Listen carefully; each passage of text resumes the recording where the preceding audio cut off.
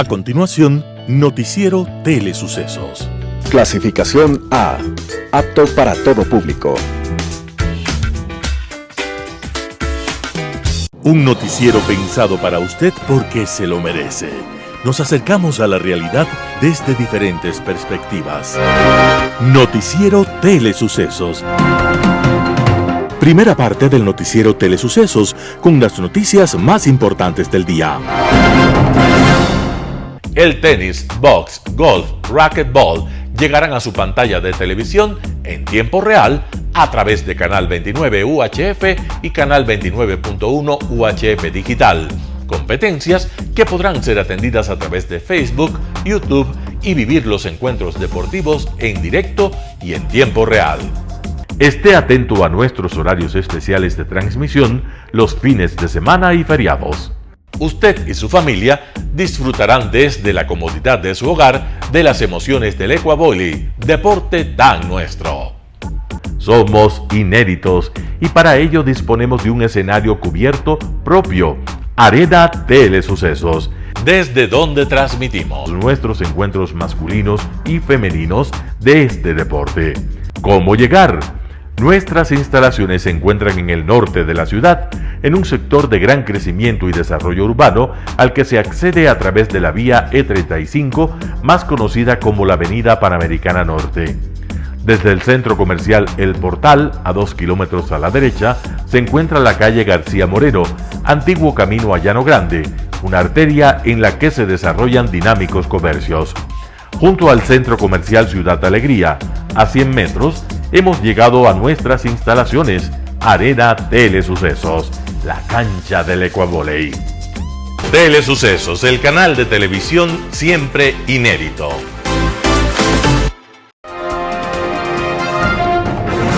Un día como hoy. A finales del siglo XIX, cuando el mundo seguía sin ser enteramente conocido por los humanos, nació un niño decidido a ser explorador. Era noruego, se llamaba Roald Amundsen y con los años acumuló estudios, experiencia y la más severa formación física y mental. Amundsen quería acabar de descubrir el mundo. Lo primero que logró fue el paso del Mar del Norte, navegando desde Europa, cruzando el Ártico para llegar a Norteamérica. Aquella proeza hizo a Amundsen el más famoso personaje del mundo. Era más admirado que todos los astronautas o actores de cine o deportistas que hoy conozcamos. Pero Amundsen quería más y su siguiente gran hazaña fue la conquista del Polo Sur, en una epopeya que todavía el mundo recuerda. En esa expedición llena de heroísmo, participó en una carrera paralela contra el inglés Robert Scott, quien cuando llegó al Polo Sur encontró flameando la bandera noruega puesta por Amundsen y sus hombres. Aquella derrota y otros errores de Scott produjeron una tragedia épica, porque todos murieron de hambre y de frío en medio de las soledades del continente antártico. El vencedor había sido aquel explorador noruego a quien todavía le faltaban páginas heroicas por llenar en su vida. Roald Amundsen estaba llegando al Polo Sur un día como hoy, en pleno verano antártico, un 14 de diciembre de 1911. Y aunque aquella aventura se saldó con una gran dosis de dolor, en medio de las soledades blancas del Antártico, todavía queda la huella de su enorme heroísmo. Las principales noticias del día.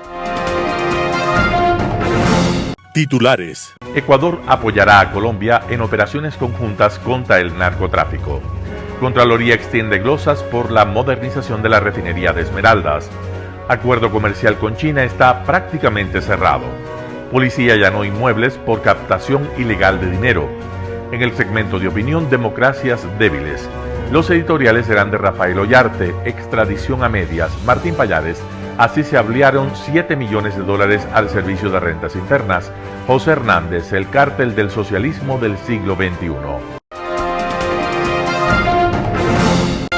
Noticias del día. Ecuador apoyará a Colombia en operaciones conjuntas contra el narcotráfico. Los mandatarios de Ecuador y Colombia, Guillermo Lasso y Gustavo Petro, anunciaron este miércoles 14 de diciembre de 2022 que hay la posibilidad de cooperar para realizar operaciones conjuntas en la frontera norte. El presidente Petro, en su cuenta de Twitter, escribió en la mañana de este miércoles que buscará el apoyo del presidente de Ecuador para realizar operaciones conjuntas en la frontera colombo-ecuatoriana contra las mafias que utilizan la frontera como ruta del narcotráfico. A esta propuesta, el mandatario Lasso respondió con otro tuit y de forma casi inmediata dijo: presidente Petro, cuente con nuestra ayuda activa. En nuestro país luchamos contra el narcotráfico, la narcopolítica y el crimen organizado vivamente. Cuente con la colaboración que necesite para este fin. Al parecer, los dos mandatarios tienen una estrategia conjunta, ya que este diálogo ocurrido un día después de la visita a Carondelet del asesor presidencial especial para las Américas, Chris Dodd, en la que había entregado una invitación del presidente Joe Biden para un encuentro en la Casa Blanca el próximo lunes. Contraloría extiende glosas por la modernización de la refinería de Esmeraldas. Un total de 6 responsabilidades civiles culposas en glosas fueron extendidas contra funcionarios de Petroecuador y la empresa a cargo de los trabajos de modernización de la refinería de Esmeraldas. Así lo informó la Contraloría General del Estado este miércoles 13 de diciembre del 2022. Según la Contraloría, se confirmaron responsabilidades civiles por $26.813.934 en contra de la compañía Nolimit y varios funcionarios de Petroecuador que actuaron entre 2016 y 2021 por irregularidades en la ejecución y liquidación del contrato complementario para la modernización del sistema de sellado, planes de sellado API, renovación y actualización de bombas en la refinería de Esmeraldas. La determinación de glosas fue posible por el examen especial a la ejecución y liquidación del contrato R-2012048 y sus contratos accesorios suscritos con la compañía Nolimit CA. La acción de control se realizó durante el periodo comprendido entre el 1 de mayo del 2016 y el 31 de marzo del 2021. En 2018, Nolimit solicitó a Petroecuador pagos por $20.345.609 por el rubro de soporte técnico y transferencia tecnológica. La Contraloría encontró que los desembolsos no estuvieron sustentados en requerimientos de las áreas operativas de la refinería.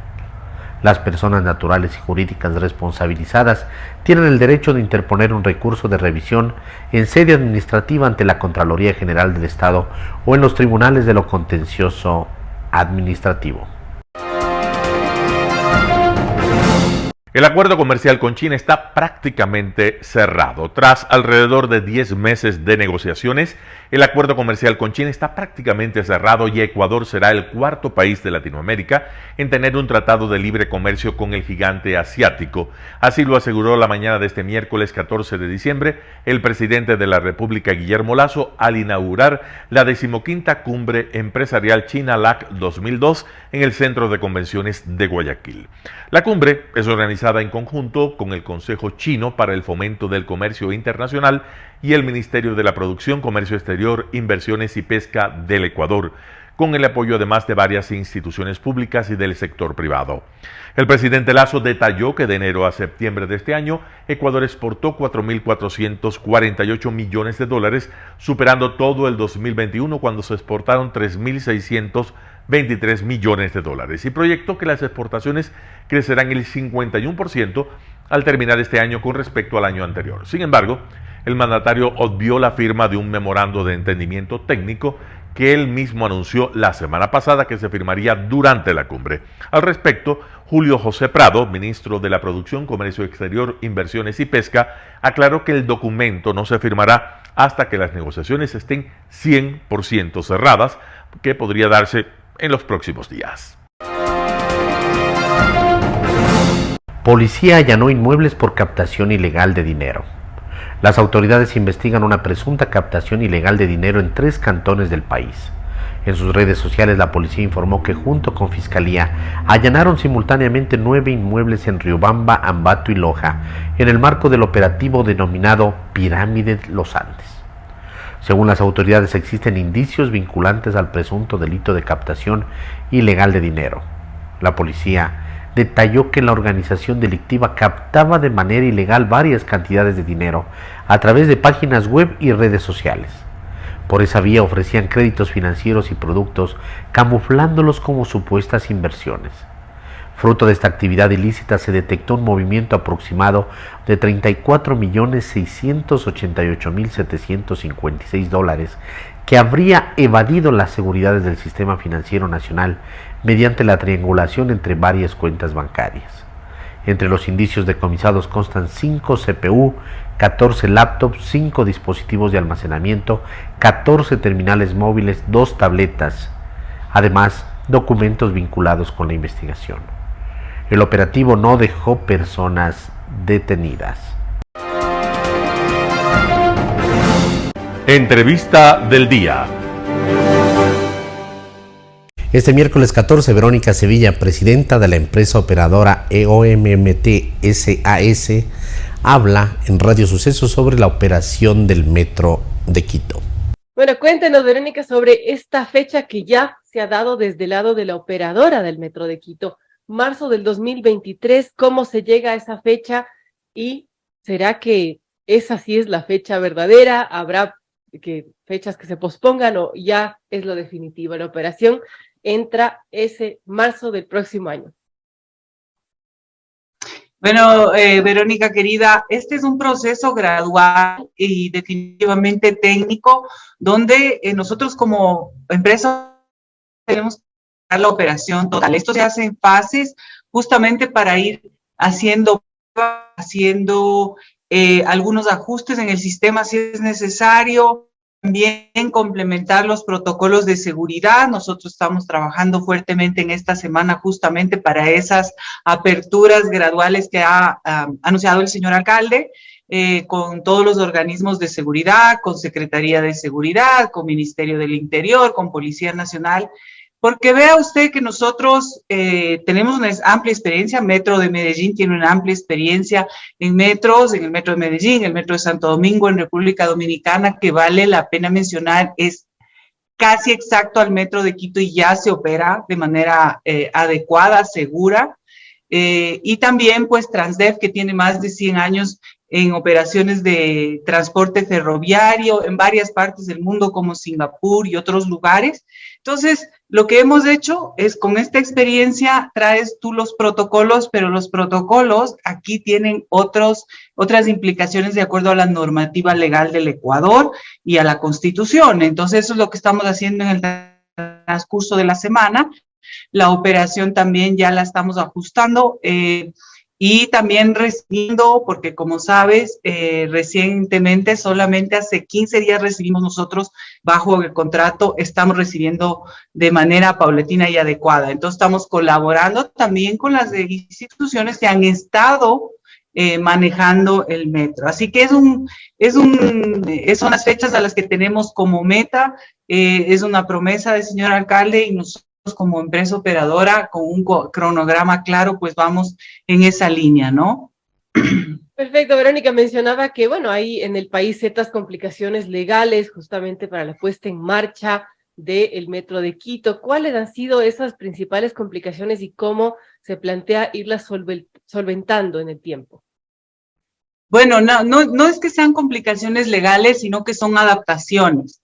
Fíjese usted que nosotros, por ejemplo, en Medellín tenemos la competencia, si una persona fallece en un arrollamiento o en un suicidio, sabe que son los eventos más comunes en un metro. Desgraciadamente son los eventos más comunes y eso lo tenemos que enfrentar. Entonces, el tema es que, por ejemplo, el levantamiento del cadáver en Medellín nosotros lo podemos hacer, pero en cambio en Ecuador lo tiene que hacer la fiscalía, fíjese usted. Entonces son cosas de ese tipo, no es que hayan impedimentos, pero son adaptaciones que tenemos que hacer a la norma para que esté todo perfecto y podamos funcionar de manera adecuada y obviamente que todas las instituciones que son parte de este funcionamiento, como le comenté, Fiscalía, Policía Nacional, Policía Metropolitana, etcétera, etcétera, podamos pues trabajar en equipo y que todos estén enterados de que dado el caso, a partir del día 21 que tenemos gradual, con las estaciones primero, sin trenes, y luego 5 de enero empezamos a mover algunos trenes de manera paulatina, estemos todos listos y preparados, que es la forma como nosotros operamos, de una forma segura. Recuerde que al final de todo esto, el servicio a la ciudad, nosotros tenemos esa gran responsabilidad de hacerlo de manera absolutamente segura para garantizar el bienestar de los usuarios. Y bueno, obviamente esta empresa se encarga de poner en marcha, de operar esta obra tan importante para la capital. Y bueno, hay ciertos temas, Verónica, que antes de que se contrate incluso la empresa operadora ya preocupaban, por ejemplo, los temas de protocolos de seguridad. Eso se ha comentado que estarían listos en un par de días, del 16 de diciembre. Cuéntanos un poco cómo se está dando esto y cuáles son las principales preocupaciones en torno al tema de seguridad. Justamente le explicaba, ¿no? Los protocolos nosotros lo tenemos, lo usamos ya en varias ciudades del mundo. Lo que estamos haciendo en estas mesas de trabajo que se están dando en el ECU 911, justamente están adaptando estos protocolos que ya funcionan, que ya tienen, que son probados para la normativa ecuatoriana. Eso lo tendremos listo hasta el día viernes de esta semana para de la apertura digamos, de la visita. Los protocolos se hacen de acuerdo a lo que vamos a servicio que vamos dando, ¿no? Son 17, ya tenemos trabajados alrededor de 10. Nada más en estas semanas nuestro gerente del puesto de control, que viene del metro de Medellín, está justamente con las instituciones involucradas en el ECU 911 haciendo ese trabajo. Así que no hemos tenido ningún inconveniente, más bien ha sido un trabajo muy fluido, un trabajo de equipo en el que con todas estas instituciones, como le digo, vamos viendo esos puntos en los que tenemos que adaptar los protocolos a la normativa ecuatoriana y vemos que hay una gran colaboración de parte de las instituciones, tengo que decirlo. Todos están subidos en el proyecto de abrir el metro, así que eso también nos alegra porque de hecho en el transcurso de la operación siempre vamos a tener que trabajar en conjunto. Por otro lado, también en Radio Sucesos, la mañana de este miércoles 14 de diciembre, Andrés Castillo, candidato a la prefectura de Pichincha, habló sobre propuestas y plan de trabajo. Escuchemos la nota. Caminar para conocer la provincia, para que a uno le conozcan en la provincia.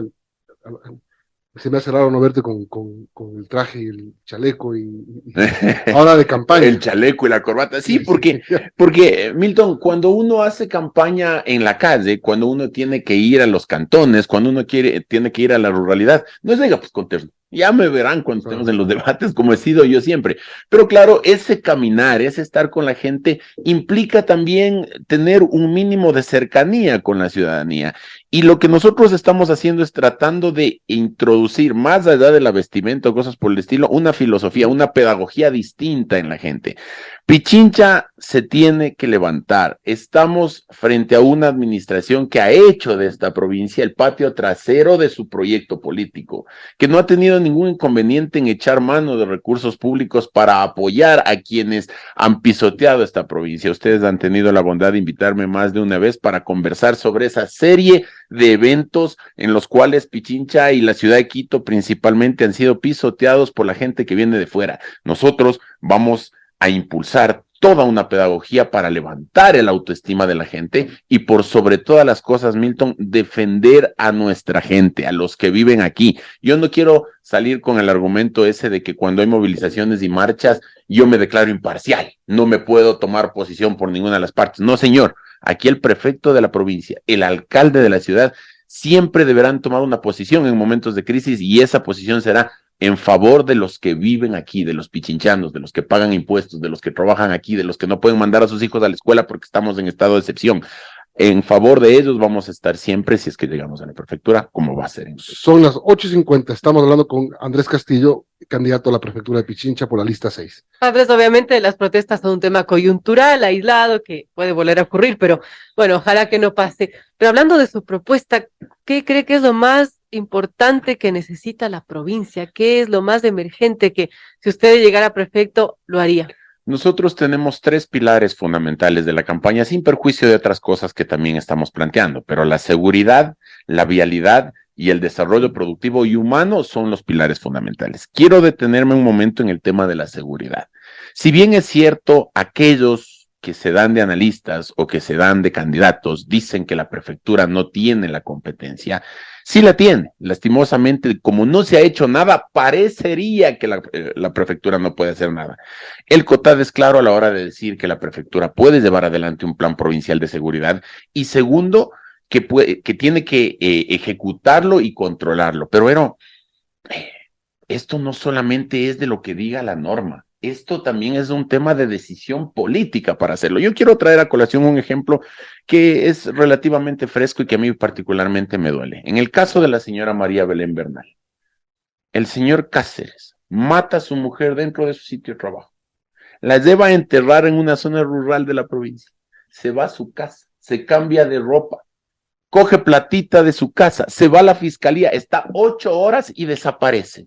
Y cuando comienzan las investigaciones, la policía nos dice, hay indicios de que el señor Cáceres se fue para Colombia porque se le vio pasar por un peaje en el Chota, provincia de Imbabura. ¿Qué pasó en toda la provincia de Pichincha mientras él se movilizó? ¿Por qué no hubo un escuadrón de carreteras que lo detenga? ¿Por qué no hubo un sistema de cámaras de seguridad en las vías donde se pueda dar seguimiento al delincuente? Aquí en Quito te roban un carro, salió por Tambido y se perdió. Entonces nosotros vamos a llevar adelante un sistema de seguridad a través de la tecnología, pero asimismo vamos a apoyar a las víctimas, Vero.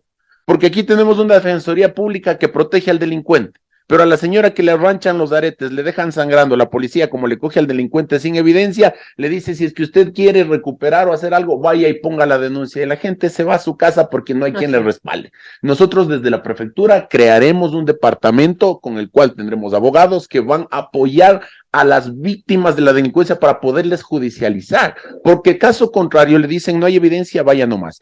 Y claro, a través del sistema informático que nosotros queremos implementar en todos los teléfonos celulares de la provincia, porque ya las cámaras del EQ911 el 70% ya no valen, las cámaras de los barrios, de las urbanizaciones sirven solamente para la gente, pero si es que nosotros implementamos ese servicio a partir del teléfono con botón de pánico y con forma de poder grabar lo que está sucediendo, vamos a hacer que ese sistema se enlace tanto con la fiscalía como con el EQ911 para poder judicializar, porque lo que sucede ahora es que se meten rompones, asaltan o pasa alguna cosa, ¿y qué es lo que hacen nuestros vecinos? Sacan y filman, y es la primicia en las redes sociales. Pero eso ya a la hora de llevar un proceso judicial no sirve de nada porque se rompió la cadena de custodia. Entonces, esas dos cosas en principio lo vamos a hacer. Vamos a dotar a la policía de instrumentos necesarios porque eso sí se puede hacer, de logística, etcétera, y sobre todo, vamos a exigirle al gobierno que cumpla lo que tiene que cumplir, porque ellos son los que manejan la policía.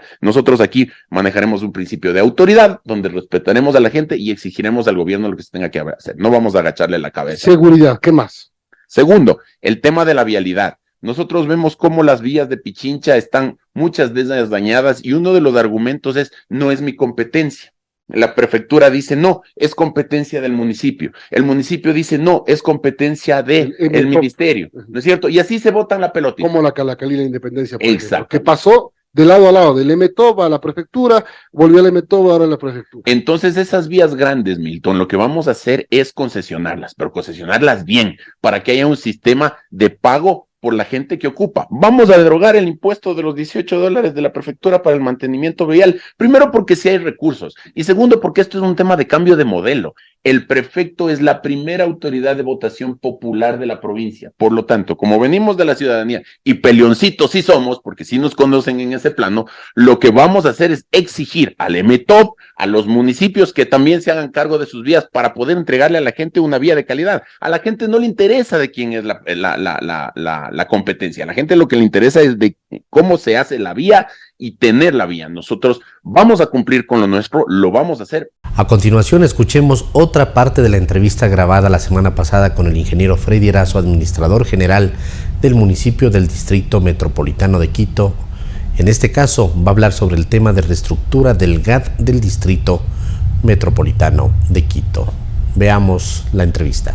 Al inicio de la entrevista hablábamos, y lo dejamos para esta parte final, la reestructura del GAT del Distrito Metropolitano de Quito. ¿En qué consiste esa estructura cuando hablamos precisamente del tema, sobre todo de la administración municipal?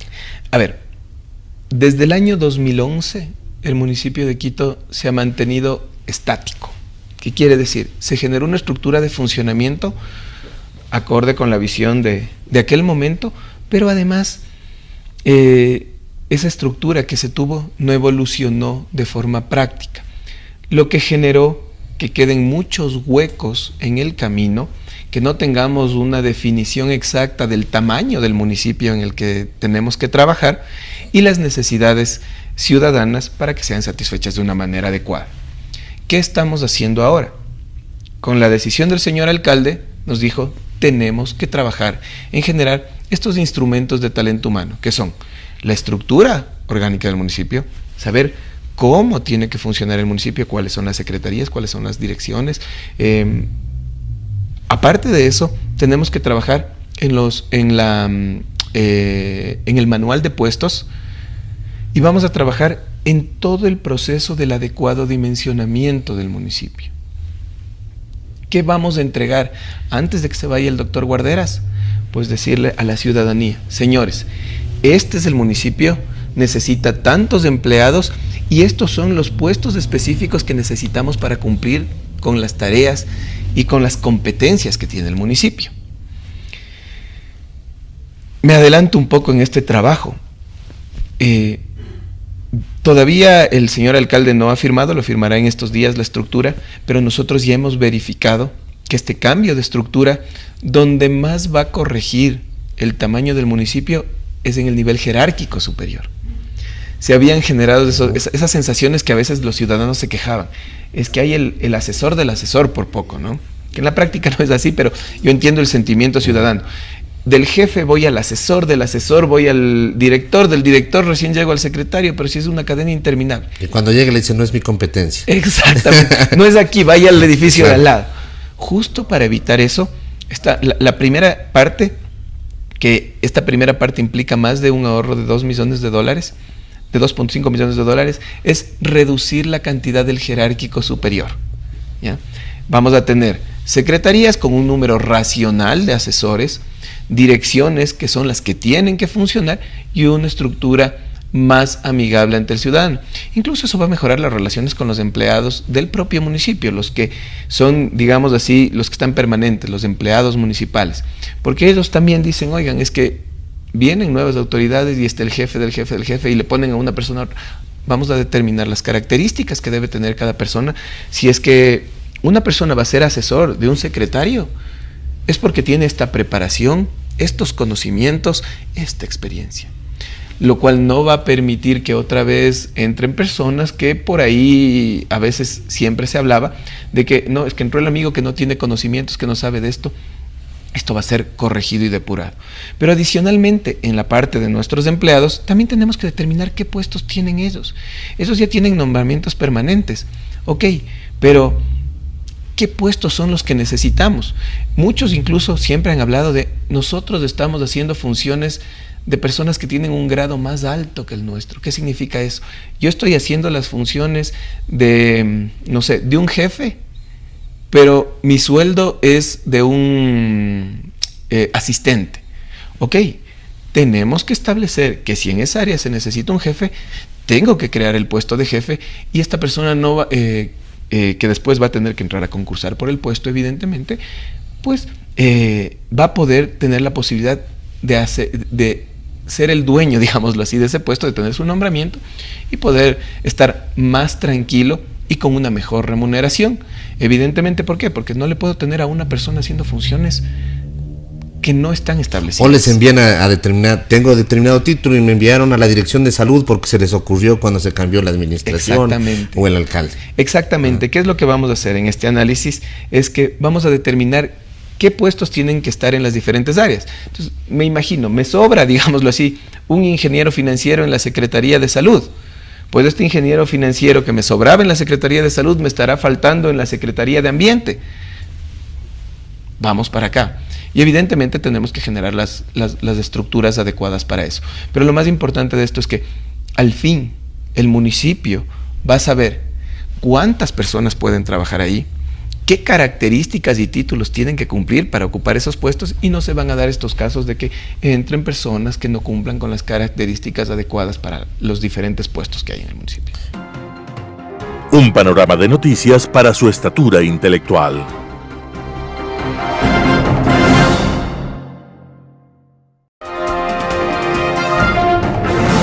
Opinión. A raíz de la pandemia del COVID-19, algunos estudiosos de la democracia afirmaron que ésta había entrado en cuarentena debido a las limitaciones de ciertas libertades y la adaptación de los sistemas políticos a la realidad que impuso esta emergencia sanitaria.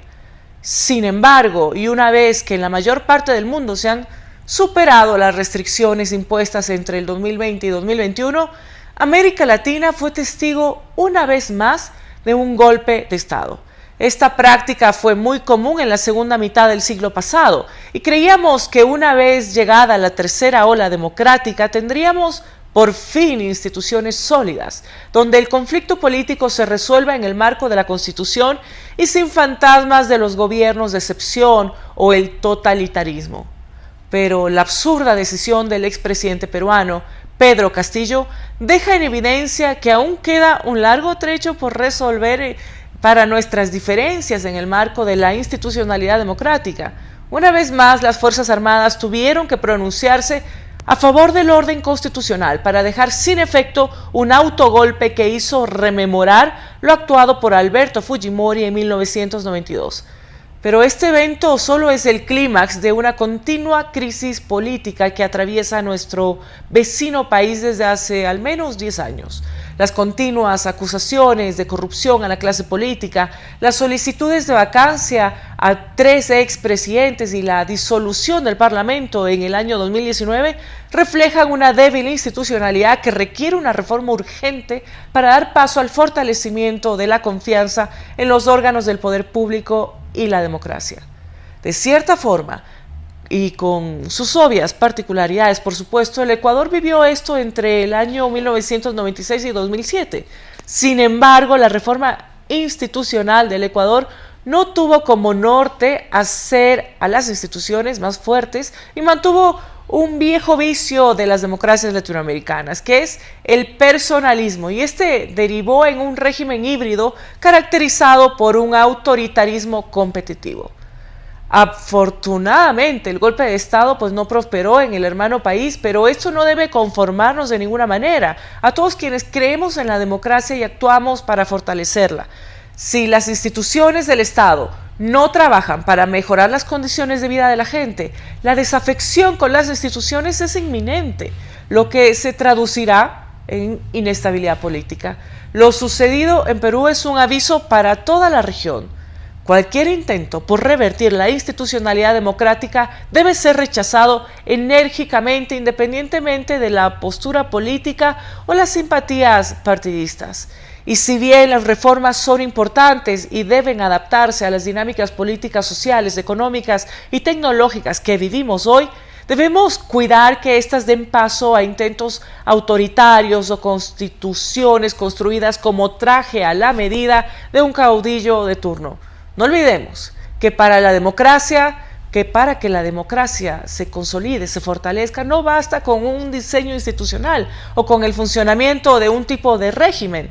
En realidad es necesario la normalización de la democracia entre todos como un valor de nuestra sociedad. Editorial. Rafael Ollarte, abogado de Derecho Público, profesor universitario, miembro de la Academia de Constitucionalistas del Ecuador. Extradición a medias. Rafael Ollarte, El Expreso. Si una persona comete un delito en el territorio de un estado, pero se encuentra actualmente en otra nación, existirían inicialmente 2 posibilidades: que sea extraditado, es decir, devuelto al estado en cuyo territorio cometió el ilícito, o bien que sea juzgado por esos hechos en el lugar donde se halla ahora. Lo último ocurre con los estados que, como el Ecuador, desde la Constitución de 1945 niegan la extradición de sus connacionales, lo que puede provocar problemas por las dificultades en la obtención de la prueba que no ocurrirían si el procesamiento se realiza en el estado en cuyo territorio se produjeron los hechos, que es el que además tendrá el interés primigenio de investigar, procesar y sancionar el delito, pues es su legislación la que ha sido vulnerada y donde se han dañado los bienes jurídicamente protegidos. En el próximo referéndum se pone en nuestra consideración que los ecuatorianos seamos también extraditables, pero no en todos los casos, sino solo los relacionados con el crimen organizado transnacional, como narcotráfico, tráfico de armas, trata de personas y tráfico de migrantes. A ellos se agregarán las condiciones comunes para proceder a una extradición formal. La existencia de un tratado en el que se establezca esa clase de delito como susceptible de la medida, la doble criminalidad por la que el hecho debe constituir delito en los dos estados, excluyéndose delitos políticos y puramente militares o religiosos, que deben tener una pena mínima, generalmente de 1 o 2 años de prisión, y no prescrita, excluyéndose la aplicación de la pena de muerte y otras inhumanas, crueles o degradantes.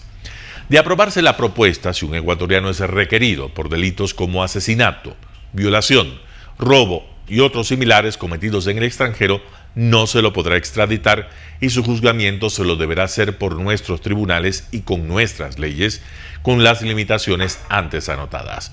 Hubiese preferido la frontal eliminación del privilegio, pues no me interesa mantener prófugos y delincuentes en el país, pero peor es nada. Rafael Ollarte, El Expreso.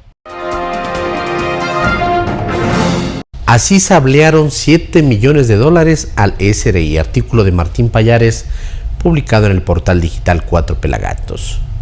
La historia de la mítica hacienda La Clementina no deja de sumar capítulos, cada uno más sorprendente y desconcertante que el otro. En los últimos 3 meses ha producido al menos 2, uno desolador y otro que en medio de tanta desgracia tiene algo de alentador.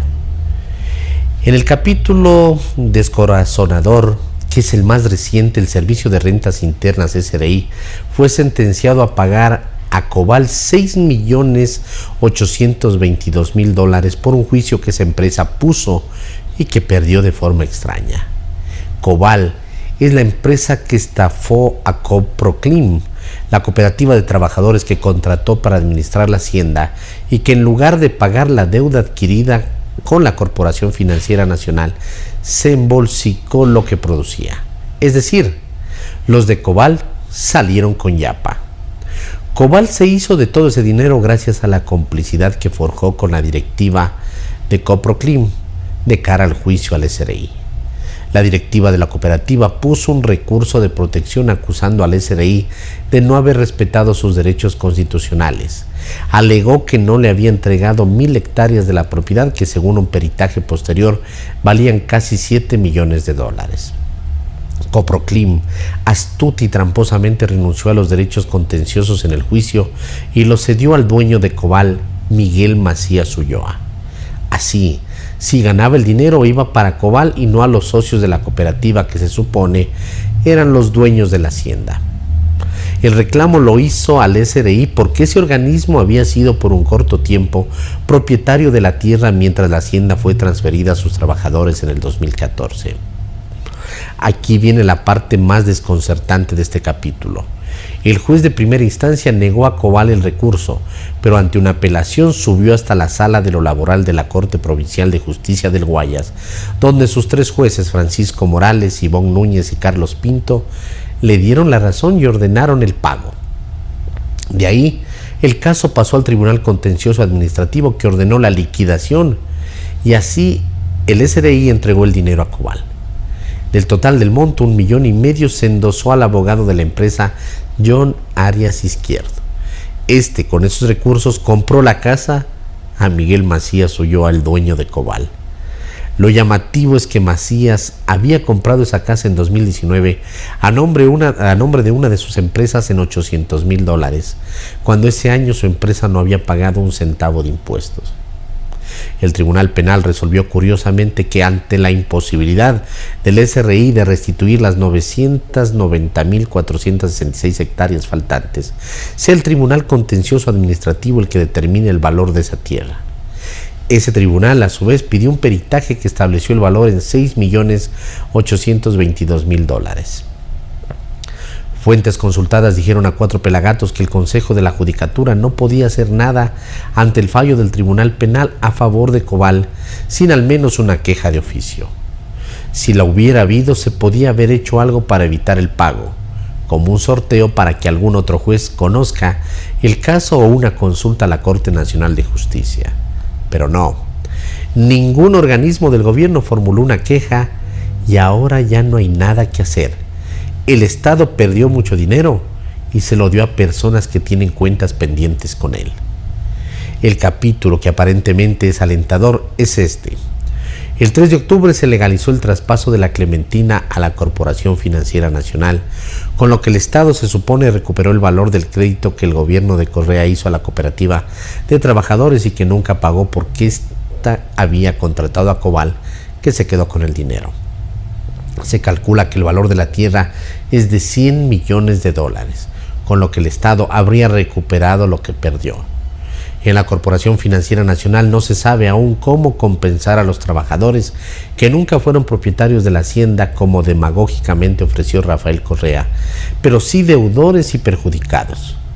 Solo en pagos al IES, Cobal aún debe $4.5 millones, según funcionarios de la Corporación Financiera Nacional que hablaron con Cuatro Pelagatos. Pero eso seguramente nunca pagará, a pesar de que al SRI le sacaron casi $7 millones.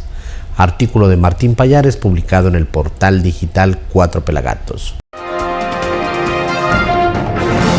El cartel del socialismo del siglo XXI, José Hernández, Cuatro Pelagatos. Cristina Fernández, vicepresidenta de Argentina, fue condenada a 6 años de prisión e inhabilitada de por vida para ejercer cargos públicos. La condena es de 6 años, no a 12 como pidió el fiscal, por fraude al Estado, no por asociación ilícita, y el daño calculado es de $1.000 millones y podría sumar más. Y aún faltan, escribe en La Nación Joaquín Morales Solá, los casos de Otesur, los Sauces y los cuadernos de las coimas. En Argentina, esta era una condena esperada. Cristina Kirchner es tan mafiosa que sería capaz de declarar en contra de Néstor con tal de salvarse. Así lo dijo Álvaro de la Madrid, autor de esta nota, escrita en agosto pasado y diputado, además de miembro de la oposición, que sabe bien de qué habla. En 2013, él escribió un libro llamado El Pingüino Emperador, 20 años de poder bruto, en el que describe cómo Néstor Kirchner, esposo de Cristina, construyó el poder corrupto y autoritario en la provincia de Santa Cruz, primero en el municipio de Río Gallegos, luego en toda la provincia y desde 2003 en Argentina. De la Madrid considera que los Kirchner siempre han sido sinónimo de delito y que el peor error con ellos ha sido tratarlos como políticos. El patrimonio registrado de Cristina Fernández, el de su hijo Máximo y el de su hija Florencia, es de $42 millones. Los expertos argentinos suman 27 propiedades que dejó Kirchner en 2010 cuando falleció. Se sospecha que la verdadera fortuna es mucho mayor y no concuerda con la actividad de la pareja, el monto de la herencia y las declaraciones realizadas. Hay un gran número de libros en Argentina, producto de investigaciones periodísticas, dedicados a la actividad delincuencial de los Kirchner. Cristina Fernández no es la defensora de los pobres que el correísmo siempre quiso vender en el país. Gabriela Rivadeneira, presidenta de la Asamblea, incluso la condecoró con la medalla Manuela Sáenz en septiembre de 2016. En realidad, el caso de la expresidenta argentina es similar al de Lula da Silva, Hugo Chávez, Nicolás Maduro, Daniel Ortega, Rafael Correa, Jorge Glass y otros de sus exfuncionarios. El mismo Ernesto Samper, voluntario para ir a Buenos Aires a solidarizarse con la ladrona, fue financiado para llegar a la presidencia de Colombia por el Cártel de Cali. Él perdió la visa de los Estados Unidos y aquello lo convirtió en enemigo jurado de ese país e incondicional de todos los atracadores del socialismo del siglo XXI. En general, no solo se han enriquecido en el cargo, han perjudicado a sus países y en casos los han llevado a la miseria. El caso venezolano es icónico. En 2013, cuando murió Chávez, Jorge Giordani, ministro de Planificación y Finanzas, confirmó que mediante el sistema Cavidi, control cambiario, se habían robado 25.000 millones de dólares. En 2021, María Alejandra Márquez, presidenta de Recuperación de Activos Venezolanos, dijo que el monto por corrupción en Venezuela era por lo bajo 300.000 millones de dólares. Esa cifra se perdió, según Giordani, de los fondos de bonanza petrolera. ¿Cuánto se han robado los supuestos líderes de los pobres? Sus fortunas personales son, por supuesto, un tema polémico. Fidel Castro habría acumulado 900 millones de dólares según la revista Forbes. De Chávez hay montos que oscilan entre 535 y 2.000 millones de dólares. ¿Cuánto dinero tiene Daniel Ortega? Se preguntó Nicaragua, investiga y en un video de 7 minutos muestra las empresas que ese dictador tiene en su país y las ganancias obtenidas vendiendo descaradamente productos al mismo Estado. Por lo bajo, se dice en ese informe, el piso de su fortuna suma 2.500 millones de dólares. No extraña entonces que apenas supieron de la condena de Cristina Fernández, algunos de esos personajes expresaron su solidaridad, su deseo de ir a verla a Buenos Aires, deseo contrariado porque ella dijo tener COVID, y acusaron a la justicia de prestarse para perseguirla. Estos populistas, socialistas, no son, claro está, los únicos atracadores del Estado, no los junta una ideología, los junta una fórmula para usar la democracia, treparse en el poder, atornillarse y exigir a la justicia y a la prensa que los dejen avasallar y robar en paz.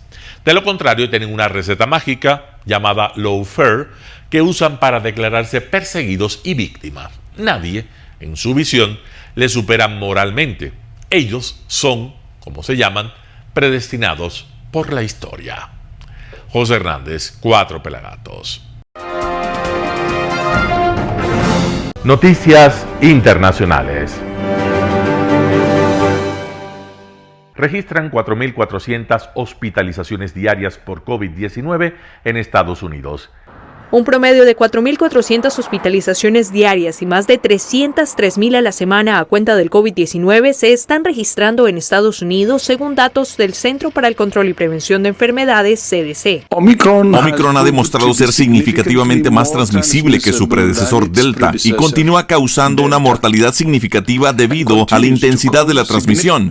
Hoy en día circulan más de 500 sublinajes de Omicron. La alerta elevada por la Organización Mundial de la Salud va acompañada en Estados Unidos por una nueva recomendación de usar mascarillas, esas que parecían quedar superadas.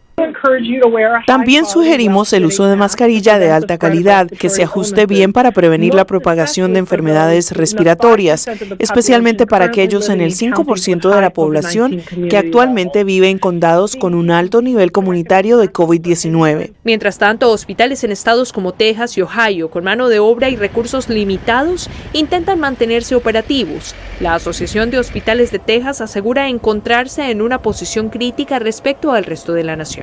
1 de cada 10 hospitales en Texas está en riesgo de cierre. En realidad, esto es el doble del nivel que vimos antes de la pandemia. Casi la mitad de los hospitales en el estado tienen un margen operativo negativo en este momento. Hawkins atribuye el déficit presupuestario a un incremento del 20% en el costo de los insumos y espera que en 2023 se formulen políticas estatales para revertir la situación y ofrecer salarios competitivos que permitan retener personal calificado. Laura Sepúlveda, Voz de América, Austin, Texas. Kiev amanece con un ataque masivo ruso con drones fabricados en Irán. La capital de Ucrania, Kiev, ha sufrido un ataque masivo ruso con drones de fabricación iraní este miércoles. Además de los 5 edificios que se vieron afectados, las defensas aéreas ucranianas impidieron otros ataques, según las autoridades. En principio, solo han causado daños materiales. No se informó de víctimas. Los terroristas empezaron esta mañana con 13 Shaheds. Según la información preliminar, los 13 fueron derribados por nuestros sistemas de defensa antiaérea ucranianos. Bien hecho. Estoy orgulloso.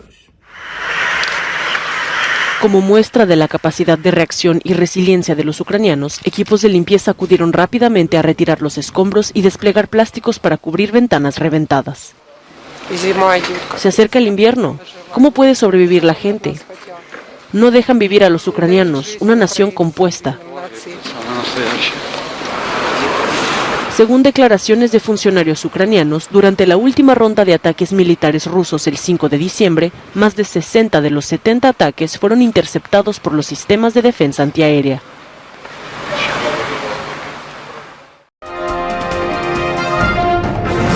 España coordina el envío urgente de 49 generadores eléctricos a Ucrania. España se moviliza para ayudar a Ucrania a enfrentar el duro invierno.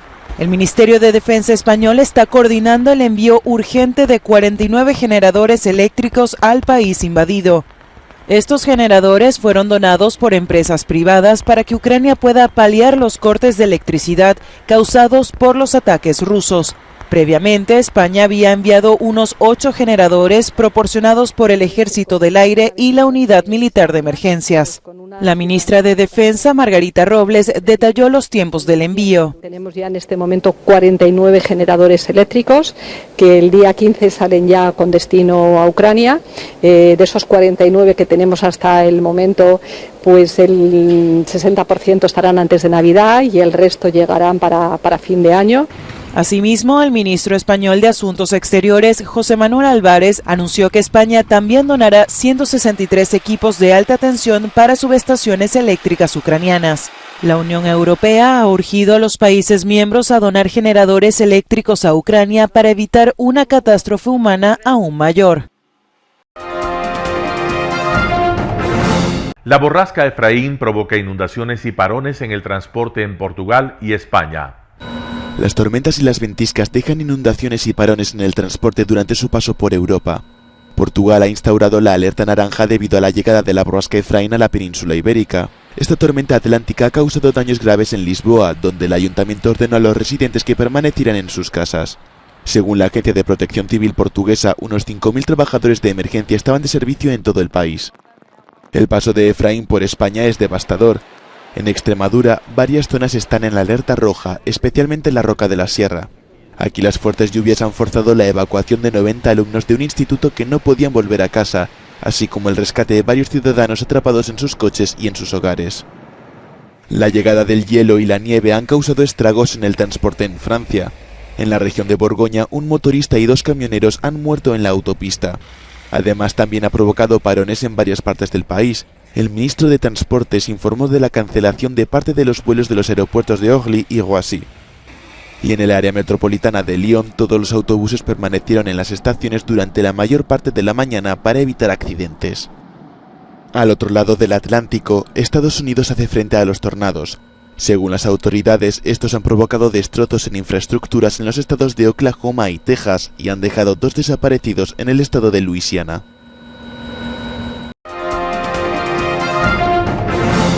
Acuerdo en la Unión Europea para adoptar un impuesto fronterizo sobre el carbono. La Unión Europea impone un impuesto al carbono. El objetivo de este mecanismo inédito es ecologizar las importaciones industriales cobrando por las emisiones de carbono vinculadas a su producción. La tasa aplicará los criterios del mercado europeo del carbono a las importaciones procedentes de los 27 Estados miembros, donde los fabricantes de la UE están obligados a comprar cuotas para cubrir sus emisiones. En la práctica, el importador tendrá que declarar las emisiones vinculadas al proceso de producción y, si éstas superan la norma europea, adquirir un certificado de emisiones al precio del CO2 de la UE. Con el precio de la tonelada de CO2 disparado, se trata de evitar el dumping ecológico, que llevaría a los fabricantes de varios sectores, como el acero, el aluminio, los fertilizantes o el hidrógeno, a deslocalizar su producción fuera de Europa.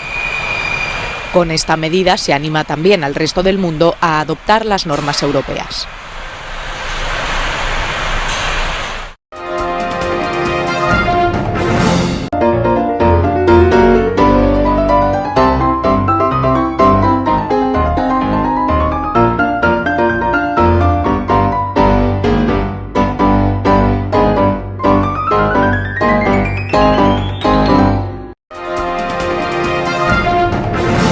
Arena Telesucesos, el escenario para campeones. Por fin tiene usted un espacio de difusión de su deporte preferido. Arena Telesucesos atiende deportes de su preferencia. básquetbol, tenis de mesa, esgrima, taekwondo, fútbol sala, box, halterofilia.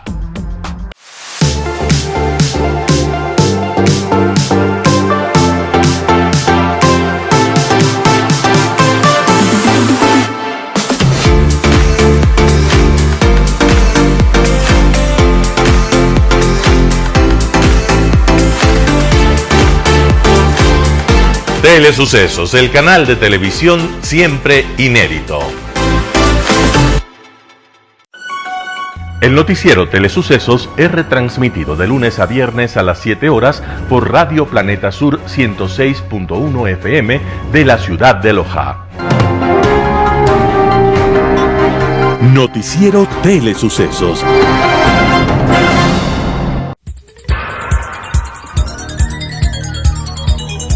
Las opiniones vertidas en este espacio por la producción y dirección del programa son de exclusiva responsabilidad de sus autores y de quienes intervienen en ellos.